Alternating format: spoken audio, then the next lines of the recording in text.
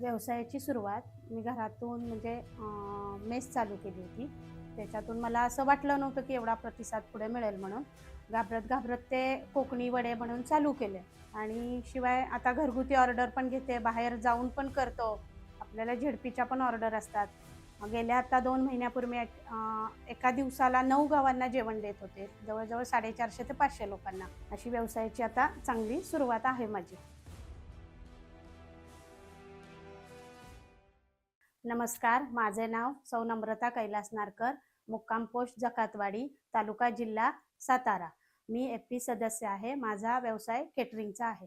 व्यवसायाची सुरुवात मी घरातून म्हणजे मेस चालू केली होती. त्याच्यातून मला असं वाटलं नव्हतं की एवढा प्रतिसाद पुढे मिळेल म्हणून. घाबरत घाबरत ते कोकणी वडे म्हणून चालू केले आणि नंतर येस समिटला विचारलं, तर मी त्यावेळेस नाही म्हटलं होतं. म्हणजे घाबरून की आपल्याला एवढं जमणार नाही किंवा काय असं घाबरून त्यांना नाही म्हटलं होतं. पण पुन्हा त्यांनी रिक्वेस्ट केली, काकांना सांगितलं की घेऊन जातो, तिथं आहे सगळं व्यवस्थित. असं करून आम्ही पुढचा प्रवास केला. तर तिथं गेलो. छानपैकी झालं म्हणजे व्यवसाय चांगला झाला. आम्हाला तिथं खूप कॉन्फिडन्स आला आणि तिथून माझी खरी सुरुवात झाली आणि तिथून पुढं आता कुठेही स्टॉल लागो, काय लागो आम्ही तिथं तयार असतो म्हणजे. आणि शिवाय आता घरगुती ऑर्डर पण घेते, बाहेर जाऊन पण करतो. आपल्याला झेडपीच्या पण ऑर्डर असतात. गेल्या आता 2 महिन्यापूर्वी एका दिवसाला 9 गावांना जेवण देत होते. जवळ-जवळ 450 ते 500 लोकांना. अशी व्यवसायाची आता चांगली सुरुवात आहे माझी. हां, आता व्यवसाय चालू करताना मी एकटीच होते. पण आता 4-5 लेडीज जसा म्हणजे ऑर्डर येईल तसं मी माझ्या हाताखाली लेडीज काम करायला घेते.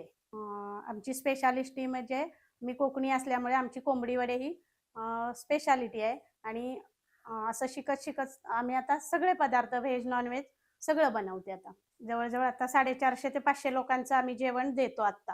हां, आता सध्या मला तर पुण्यातून पण एक ऑर्डर कंटिन्यू 8-15 दिवसानं असते चालू. ह्या 2 महिन्यापलीकडे आम्ही 10 गावांना एकाच दिवशी जेवण दिलं. तर ते डब्यातनं व्यवस्थित भरून आम्ही ते तिथपर्यंत टेम्पोतनं घेऊन आम्ही त्या गावांना देत गेलो. आणि घरचं जेवण असल्यामुळं सगळ्यांना ते पसंत आहे म्हणजे. तर तिथून एकमेकांनी संपर्क नंबर घेऊन एकमेकाशी सगळं म्हणजे विचारून नाही का कुठून जेवण देतात, अशा पद्धतीनं ऑर्डर आता येतात. हां, आता लोकांना कसं झालंय घरगुती जेवण असल्यामुळं कमी तेलकट वगैरे तिखट असं कमी असल्यामुळं लोकं घरगुती जेवण पसंत करतात आणि एकमेकाला म्हणजे नंबर घेऊन कॉन्टॅक्ट करून मग ऑर्डर देतात. मग ऑर्डर मी कशीही कोणी सांगितलं घरपोच करा किंवा इथंही घेऊन चला, कसंही ऑर्डर पूर्ण करते आणि घरी येऊन लोकं गेली की सांगतात फीडबॅक की जेवण छान होतं आणि मी साताऱ्यात सुद्धा इथं बऱ्याच हॉटेलना इडल्या वगैरे दिल्यात. त्यांना पसंत आहे. नाहीतर आपल्या इडल्या वगैरे खूप बाहेर आवडतायत हॉटेलवाल्यांना वगैरे पण. तुम्हाला कुणाला घरगुती पद्धतीचे जेवण हवे असेल, तर या नंबरवर संपर्क साधा. आम्ही कसंही घरपोचही करू शकतो किंवा ऑर्डरही देऊ शकतो.